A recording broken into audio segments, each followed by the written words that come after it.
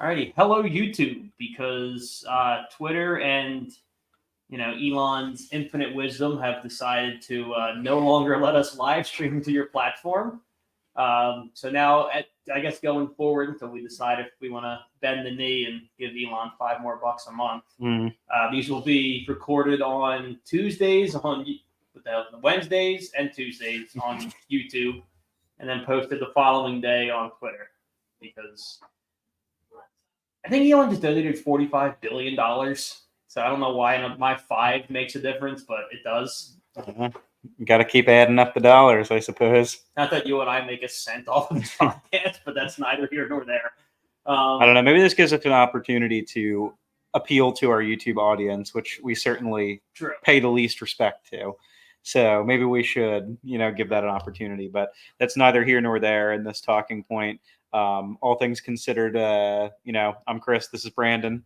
We are the Whiskey Gingers, and we're going to get back to our basic program here. Yep, coming to you live from Twitter Purgatory with a pretty unique whiskey. We were able to get it. What's in Jersey? You said? Yeah, I picked this up in Jersey. So we've only done on the podcast once so far a Colorado-based whiskey, and that was when we had our friend over from Mile High, right? Yeah, we did Breckenridge. Yeah, we did Breckenridge. So we got our hands on another Colorado whiskey. This one just happened to pop out at me. I mean, anytime I feel like I see a Colorado whiskey, it kind of catches my eye because I feel like there's, we know people, and I also feel like there is a standard there. Like it seems to be one of those states where I think they hold their whiskey in high accord. Yeah, I think the reason we think that might be because we're biased. Well, that for sure, and for some reason, I think of the West and Colorado, Wyoming, Montana for really clean water, which I'm not a mixologist or whatever, a distiller, but I think that goes into water quality influences liquor quality. I think I would that believe makes it. sense Yeah, in my head at least. Yeah. I mean, I can't say as long as you're not getting it out of the Schuylkill, you ought to be right. Which is bizarre. We'll get back to whiskey in a second, but it is kind of bizarre that for whiskey you want really clean, good water.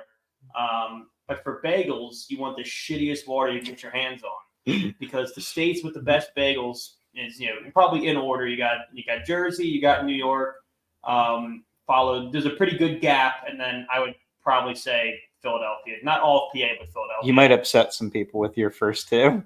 I feel like most people will say, with the pizza thing too, that New York, then Jersey. But I'm biased because I'm from Jersey. I think they're good. So it's hard for me to weigh in on that one. But they say part of the reason they're so good there is because of the water source. And at least for what's called for Jersey and Philadelphia, it's the Delaware, which is shit water, but it makes good bagels. That's all that matters. As long as the bagels are good, I don't really care. Yeah, and I guess in this case, great water should make great whiskey. So with that being said, we'll see if that holds true.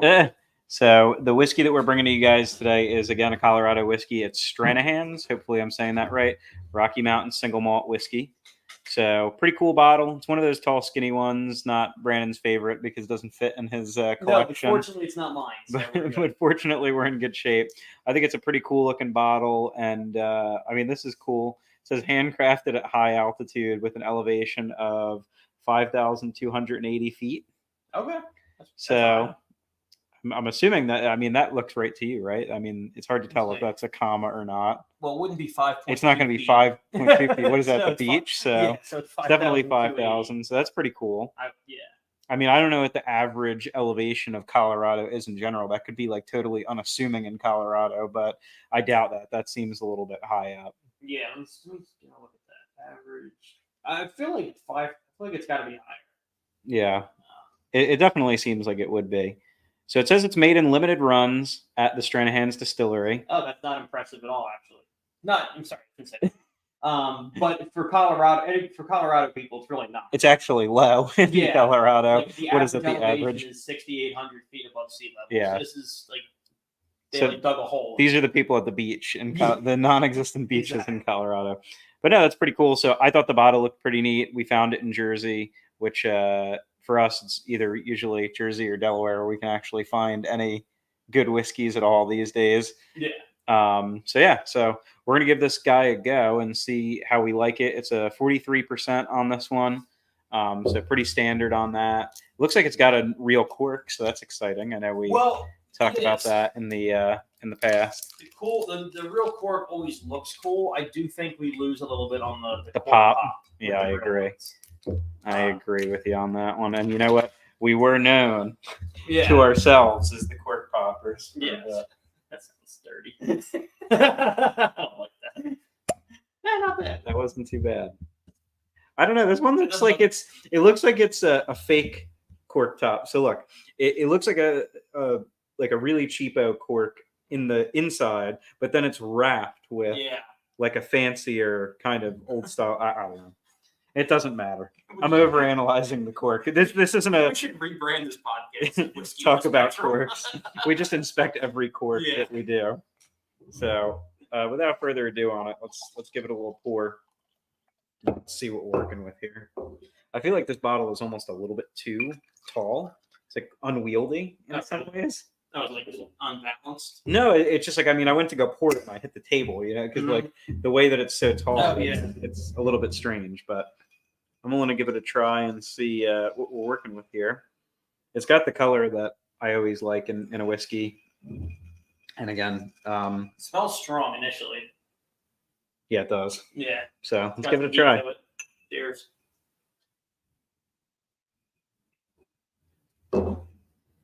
Smells are very deceiving. It's actually really smooth. It's very smooth. I wasn't thinking it was going to be that smooth. No, me neither. But it is. When I initially smell it, because typically, like once we'll get in the glass, like you bring your nose up, you can get a hint of it. When you poured this, I was sitting here and it hit me. I was like, okay, this is going to be one of those episodes, and that's okay. It's the Rocky Mountain water that makes it so powerful, I guess. But I gotta say, I really enjoy it. Yeah, no, it's not bad at all. Not bad at all. Way to go, Colorado. You got to win on this one. Did we like Breckenridge?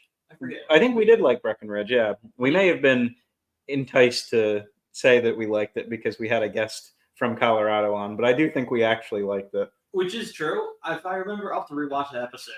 I think, you and I were just, happy to have somebody to talk to. So we were like, yeah, no, this is great. And if I remember correctly, Mile High, who was on with us, kind of had an actual review for PA with some highlights and some lowlights. Like he was definitely a little bit more honest about his thoughts than we were. Yeah. Well, to be completely fair, though, too, that was relatively early on in us doing this. And not to say that we're experts by any account, because we're not.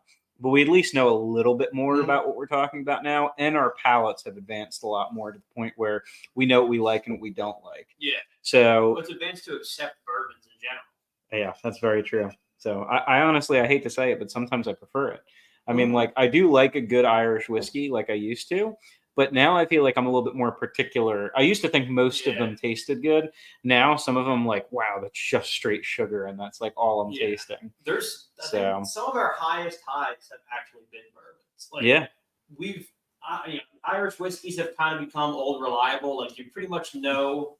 There's ranges, but you pretty much know you're gonna like it. Mm-hmm. But there's been some of the ones that we both kind of been like, whoa, like we're gonna keep have been bourbons. Have been bourbons. Yeah, I think the one that stands out, the two that would stand out the most for me if I had to pick as far as bourbons go, and I'm sure you'll agree, Eagle Rare and Basil Hayden. Yeah, the two of them.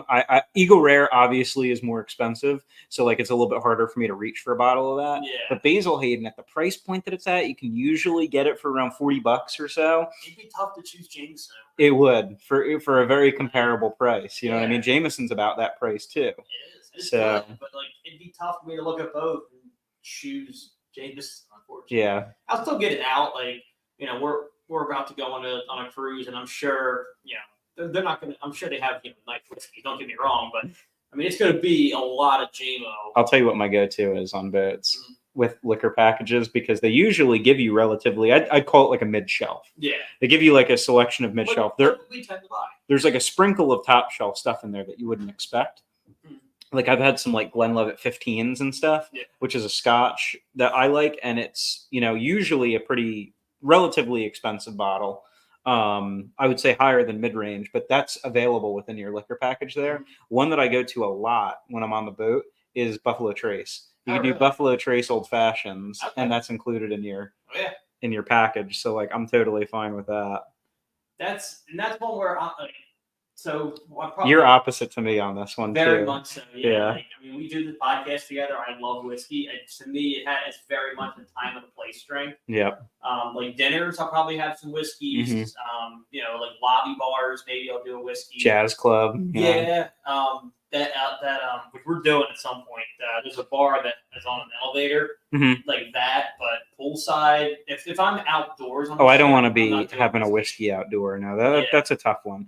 If I'm at a bar and they happen to have something that one of the other bars doesn't, and it's outside, I may give it, a go, because I don't want to miss out on the opportunity. I mean, the way that those boats work in general is they bring all of the stuff on, so there is a chance they run out of something throughout your sailing. Like they plan pretty well for that, so it's very unlikely that something like that happens, but they do go through things. So I mean, if you have only a couple of these specialty whiskeys and you don't have that many whiskey drinkers, it may last a long time, but then they also start giving them out, and then what if you do get on a boat and there's a bunch of people that like whiskey?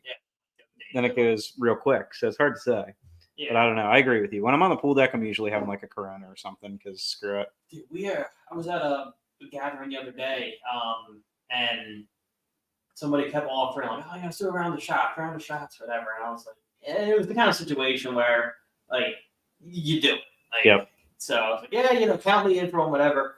And I think I've said before on this podcast, if I can't, the only other liquor I appreciate almost the same way I do whiskey is tequila. I think there's a similar kind of like artistry to tequila in a sense. It's got a good flavor profile to it most of the time. It's not like when people drink vodka and you're like, that vodka tasted these notes. I can't do that. I know some people can, but I'm not one of them. I'm not one of them either. But he had this what was it? Espolota.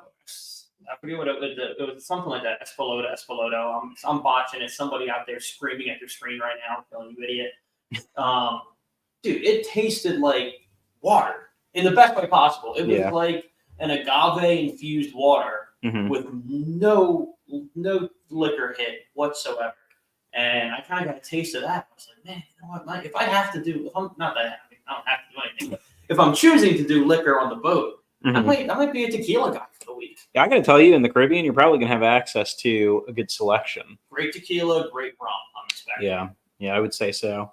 There's we had this conversation, I think, in the past on pod, and there was a bar on one of the previous bits that I went on that did I think they called it the Boston Tea Party or something. And it was basically an LIT, but they used a bunch of rum, like all sorts of different types of rum and stuff. I'm not a big rum drinker, but it tasted pretty good. So I had one of those, and then I went to get another one of them. They're like, hey, you should probably wait a little bit before you have another one of those. We know, trust me. So, but I mean, no, they're really great drinks, but that's the danger. It's like you get some of these drinks sometimes and they taste like nothing, and then all of a sudden you realize, wow, that's like 4 different types of liquor and nothing in it. Yeah, and when you on a cruise, you really got to be like a master of knowing your limits. Oh yeah, because you only have 7 days to enjoy as much as possible, and you don't want to be hungover bad on your second day on the boat. Yeah, hungover is bad, and then everyone has that realization where you realize that you overserved yourself, and if that hits at 4 p.m., that'd be a problem. Your days are wrapped. Yeah. Well, you go take a nap, and then by the time you wake up, it's 7, and then you're like, Yeah, but you're not coming out of that nap. You're usually tired. Yeah, you're usually more tired when you wake up, and you're like, I just got to sleep it off. Yeah, I have until the nighttime. Man, I don't know. This is our first time going on this kind of vacation together, but typically the way we operated was during the day we try to keep it to a drink or two an hour. I mean, we're drinking all day. But then once you get past the show, so the 70s party, 80s party, whatever the night's activity is, then it's hangout drinking. Yeah. But the during the day is just maintaining that cruising altitude. Yeah, I mean, I don't disagree with you. Here's the thing about cruising too, or any real all-inclusive or vacation kind of atmosphere. When you're invite people over to a barbecue or a house party or something, usually you're eating once. So you may be having a ton of beers, ton of whiskey, ton of whatever, and you eat one time. Yeah. So you wind up getting a little bit, beat up after that. When you're on a boat, one of the appeals to it or an all-inclusive is you also have access to unlimited food as well. You can so I mean, I'm usually eating a lot on the boat. Like I have snacks, I go to the buffet, like whatever, whenever you're feeling a little bit hungry, go try something else. There's 40 different restaurants to go to. Just try something. Yeah, especially like if you're getting to that place, what I was just saying, where you feel like you've got more than a buzz coming on, you can knock that down pretty quick with some pasta, or just hit the buffet real quick, get a burger, some pasta, whatever in you. You can knock that down a couple pegs pretty quickly. I would say so. But no, I mean, you have to be honest. You have things working against you as well. Being in the sun makes you tired. Mm-hmm. So, like, you have to realize that, drinking and being in the sun is going to amplify that factor. But also, like, hopping in the pool and doing activities, that tends to also kind of sober you up a little bit as well. Yeah. So, I don't know. I'm a big pool guy on the boat. It's going to be fun. I think it's going to be a really good time. Obviously, Brandon and I, this is our first experience going on a vacation like that together, and it's going to be really fun. And speaking of that, as a just broad talking point, we already have things in the planning, and we've said this before, but we're like really doubling down on it. We're going to bring some filming equipment, very minimal stuff that we have laying around the house. I have like that's why I want to bring the GoPro. Yeah, I have a fake GoPro that we have, the Faux Pro. So we'll take that and we'll get some footage on that. I think it'll just be fun. I wouldn't expect us to be obviously posting anything while we're on the boat, because we're not going to have access to any internet or anything. But we'll definitely do some type of like compilation video afterwards of activities and stuff that we did, experiences that we did. We might do a bar crawl on the boat. If we do that, we'll definitely take a video of that in some different way, shape, or form. And I think we talked about it the last episode, but I still think it might be a fun idea. Is one of the sea days, or honestly, maybe not. Maybe we do it the day that we're in, because I don't think any of us are getting off in Canaveral. So that's going to be kind of a chill day. Yeah. It would be kind of fun to do, not a live one, but to record like a 10-minute with Jeff. Oh, yeah. Like, I guess we could in Florida because we would have service, so... That's true. We'd have service. Even if we didn't post that day, I think it'd be fun just to do an episode from the boat. Not the full half hour. But that's going to be a day where it is going to empty out a lot. So we can probably find a pretty close to empty bar somewhere. Pretty quiet spot to go do it. I think they'd love it too. I mean, you ever watch videos? Get way into it. You watch these videos of these people that are amazing, either they're tour guides or whatever, they do these videos on YouTube reviewing these ships, talking about the different restaurants, the bars, the cabins. The crew eat that shit up. Yeah. They love it. They're like, oh my God, I get to be in your video. That's so cool. Meanwhile, they're probably thinking they're going to be broadcast to like millions of people, and they'd be sorely disappointed when they found out that we don't have a big following. But you know what? Maybe one day we will, and they'll get their name out there after the fact. I think they'd still be down with it, but that would be pretty cool. It could be fun. I mean, Playmakers is a sports bar on the boat. That's pretty much open all the time. Even when we're at port, that's usually open. So that could be a good venue for us to do something like that. They have some cool like atmosphere and booths and everything else. Or even the pub that's on the boat would be really cool. Obviously, that kind of fits our aesthetic. So we'll figure that part out. I was thinking initially, you would know the crowds better than I do, but on that day when everybody's off, because the pub, like realistically, the sports bar, the pub could be just as easily on land. Yeah. That back of the ship bar. Oh, the Wipeout bar. Yeah, you get really good views on that too. And then it's like we're coming to you live from the cruise. From the ship. Yep. No, I agree. I mean, those are good. They have like they call them like lime and coconut bars. They're like they're the pool deck bars. Yeah. Even those are like probably pretty quiet on port days. The problem is not that it's a big deal, but because we're sailing from where we're sailing in the country, we hit Florida on the way down to the Caribbean, and most of us have either been to Florida or had experience with Florida. Yeah. We're also not there that long. That port, like 6 hours. We only get there for like 7 hours or so. I'll tell you what, it's kind of unfortunate because they have the space museum there. Yeah. I would have liked to have done that, but it's a little bit too far. The weather's always bad in Florida, so like it's going to be thunderstorming, I'm sure. Yeah, so the space tour is like 45 to an hour away. Yeah, it's not close, but that would be pretty cool. But you know what? Time and place. I got family in Florida. I can go anytime I want and see that. Dude, it's not a big deal. I could drive an hour and a half to Canaveral. Yeah, exactly. It's not a big deal. But we've talked about, like, actually, you and I have quite as much as some of the other people going on the trip. Special guest appearance. Oh, yeah. Corey. Corey's not special anymore. She's been on the pod more than a couple times. What are you doing? Her along with Harley has made a few appearances. Yep. But what part of the trip are you most excited about? Like, not that, and just something tangible. I think we talked about it before, like all of us going the way here. It's going to be a lot of fun. Like, what's the tangible part of the trip? You're like, I can't wait to get to this. Definitely. I had really good seafood in the Bahamas, like in Nassau specifically. Okay. So I'm definitely excited. I love seafood in general, and ever since we moved out of Jersey, my seafood options have, kind of closed up a little bit. My freshwater options have gone up, I'd say, but my saltwater options have gone down.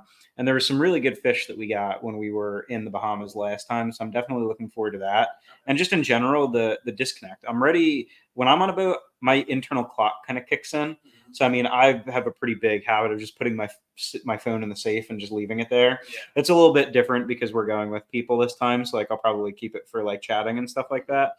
But in general, I like wake up when the sun comes up, and you like get a little bit tired as the sun goes. There's like things that my body does on a vacation like that I don't always have the opportunity for on a normal day to day.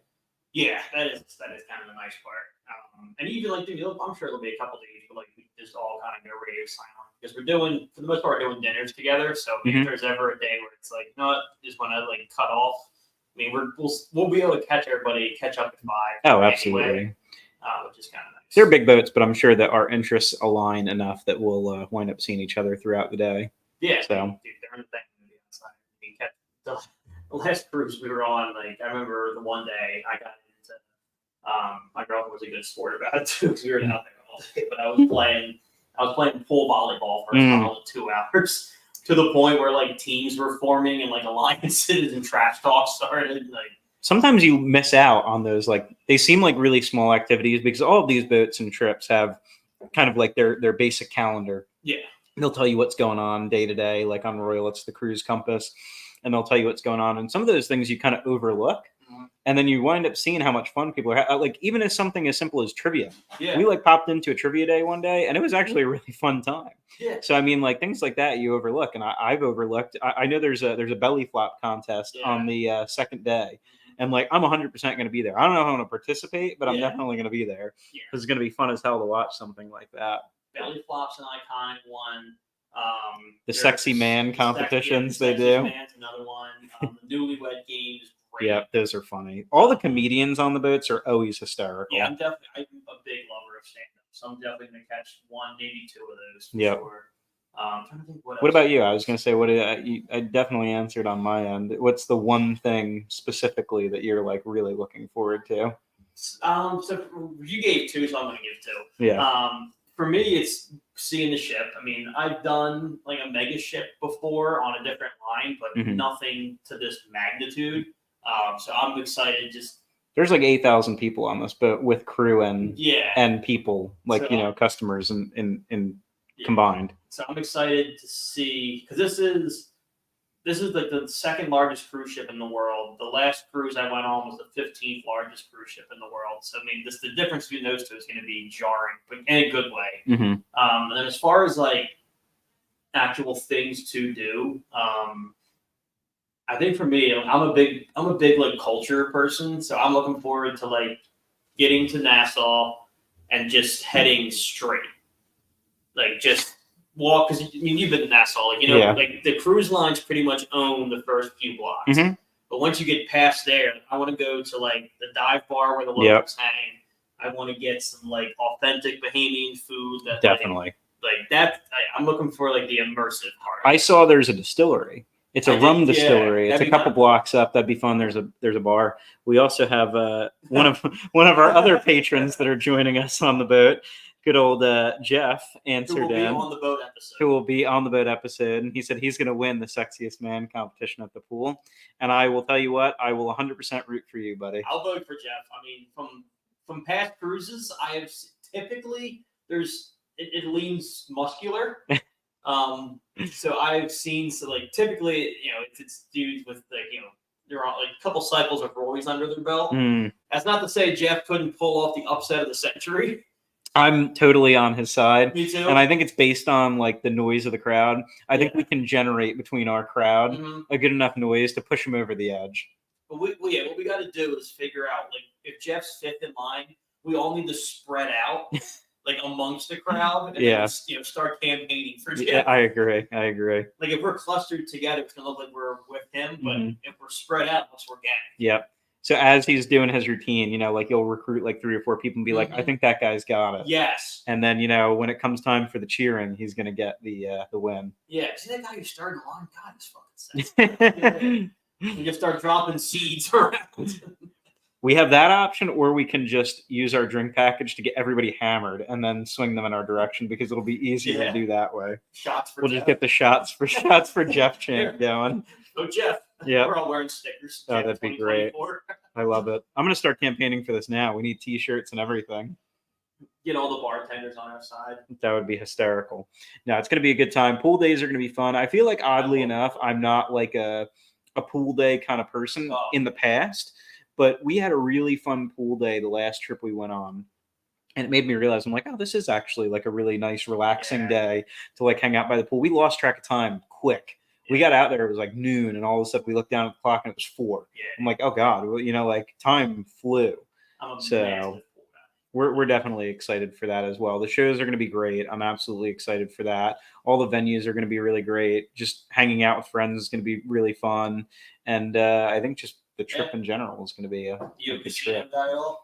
I'm not a big gambler. I've never even been like, even when I only lived 35 minutes from AC, I didn't really go to Atlantic City that often. I think I might put a little bit in, but like I get so uptight about it. Yeah. I'll put $40 down. And if I lose that, I'm like, nope, that's never doing this again. Yeah. Like I have a hard time just seeing the money go away. And I understand that's the whole premise is the, you know, you have to spend it in order to gamble it and you could potentially get a return. If I'm down and I have spent $40, usually it's 20. If I spend like $40, I'm like, nope, this is it. Well, usually, and it depends on how you do it too. Like it can get like, if you're doing it on the slots, you can watch $40 almost instantly. It can be kind of fun, and cruise ships are a good place to do it because like, I'm not a big gambler either. I just think it's fun. I think a lot of people are learning. Yeah, exactly. On the boats. There's a little bit less stress. It's not like AC where people like it's their income. Yep. So like sitting with your buddies at like a blackjack table and it's just kind of like talking shit and like, oh, your cards suck. I'm gonna like that. That can get. I think I would do it if I was doing it with you guys. You know what I mean? I also have never played craps before, and it always looked fun. So I might. Me too. Because I just like throwing the dice. I don't know how the hell it works. I have no idea. I feel like they're more willing to teach you on those kind of experiences. Rather, like I said, it's not like you have like a pit boss at a big casino staring you down, intimidating you like you're about to do something wrong. It's like I don't even know what I'm doing. What's funny about that is like I've never had that experience with AC because they're excited that you're there because you're an ATM to them. You don't know what you're doing. You're going to give them money. Yeah. What I've had happen is other people at the table get pissy because they expected me to play one way based on the numbers, the math, everything they understand. I'll play another way. You're a wild card. They don't know what to expect. Yeah. And they're like, why the hell would you hit on that? I'm like, you gotta split the 8s. Like, I'm sorry, man. I don't know. I'm just having fun, man. I'm happy. I used to play like basement Texas Hold'em, you know, like that's about all I know how to play. Yeah. So I don't know. It's weird. It's a little bit toned down a bit. Yeah. So maybe we will try it. We'll see. We'll see if we win some money. Now that we're less than 10 days out, I'm not forgetting about this, and I have it on record on 3 different episodes. Are you starting to narrow down what you might do for karaoke? Oh God. I don't even know what I'm going to do for karaoke. My cop-out answer is I'll just do tequila because, you know, like that'll get the crowd going and I don't even have to do anything. But I haven't really thought about it. Have you ever seen the clip? It was going like big on TikTok. There was a kid who did It Wasn't Me on a cruise ship. And That would be a good one. Shaggy. Like, that'd be a good one. String bean little white dude. Yeah. And when he hit the voice, oh my God. Nuts. Well, that's the thing too. Like I'm intimidated by karaoke. It's not something that I'm comfortable. Like I would, not that I'm saying I'm not committing, I'm going to do these things, but I would do the belly flop contest. I'd do the sexiest man contest. Like none of those things really bother me. The karaoke thing, just for some reason, I don't like the idea of doing karaoke. I don't like sing in front of people. I don't do that kind of thing. Like I'm windows bolted up, nobody else in the car with me. I'll like belt it out, but that's about the only time that I'm usually up for that. There's enough rum to make you feel like you're in the house by yourself. It is a lot of fun. I'll have to think about the kind of song that I want to sing for it though. The key, if you're nervous about doing it, you got to do something where the crowd will carry it. Yeah. Like where you can just like hit the chorus, put the mic out, and then let them like. Just gotta do like Margaritaville or something. Margaritaville's a good one. 5 o'clock somewhere I could do. 5 o'clock somewhere is a good I could do one. that. That'd be a good one for me. Yeah. I can get behind that song. Yeah. stuff where people can kind of pick up the slack if you're floundering. Yeah, no, I think you need it. You need to be able to like kind of push the mic back at people and kind of just give it a go. And something without a whole lot of range. Yeah. And the good news is there's karaoke like every day. Yeah. So like you could not be feeling it one day and then like all of a sudden you're like, yeah, let's just go for it. It's got to be organic. Yeah. It's got to be a night where we like kind of already tied one on a little bit. Like, fuck it, let's do it. Yeah, no, it's gonna be a good time. They have adult karaoke like every day, so we can definitely make it work. I'm excited for that, and they have a dedicated venue for karaoke. Oh yeah. So like that's a really cool thing. Yeah, everybody in there for the most part. I mean, there's always gonna be some people that kill it. The last cruise I was on, they had a guy who did scenes from an Italian restaurant and absolutely murdered it. Yeah. Like everybody was like standing for karaoke, and I was sitting there. I took my name out of the binder. I was like, "We're good." Somebody hit the golden buzzer. Yeah, but then there's other nights where you can tell it's like amateur night. And I was like, "Oh, let's get up there and practice ourselves and have fun." Those are the nights we want to be on, Mike. Yeah, like I don't think I can get embarrassed anymore. The last time I did it, like I didn't know 60% of the words. I didn't choose the song. Yeah, like, people were actively booing. Oh no! So like the bar is already set pretty low as far as embarrassment goes. So I'm just gonna go up there. The fact that you're even willing to do it again is like I feel like that experience would kill it for me. Because it can't get worse. I think you have the right mindset on it. Yeah, so I still have to decide which one I'm gonna do. I was initially thinking maybe a Toby Keith song. Yeah. Just again, I'm doing the same thing. I'm picking something people know, like which is tough because a lot of the music I listen to isn't necessarily broad sing along music. Yeah, that's true. But I'm gonna find something that works. Now we'll figure it out for sure. And I mean to keep you guys all in tune. The next time that you guys see us, will likely either be We'll likely either be live from the boat or just a compilation video afterwards, or a combination of both. Yeah. So it could be a really fun time. So as always, we definitely appreciate you guys joining us. And give me a week on the compilation video. It's going to take some editing. Yeah, that's going to take a little bit of time for us, but I think we're going to take this opportunity to maybe hopefully get our YouTube audience a little bit more love. So we'll see how we do about that. That really falls on me, so we'll see. I'll probably get the Twitter preview. It's $4. We're coming back to you, Twitter. Don't worry. Yeah, we'll get both. It is what it is. But amazing. For now, on YouTube, this is our YouTube special. You're welcome. The YouTube special. I'm Brandon. He's Chris. We're the Whiskey Gingers. We'll see you in 3 weeks. Thanks, guys.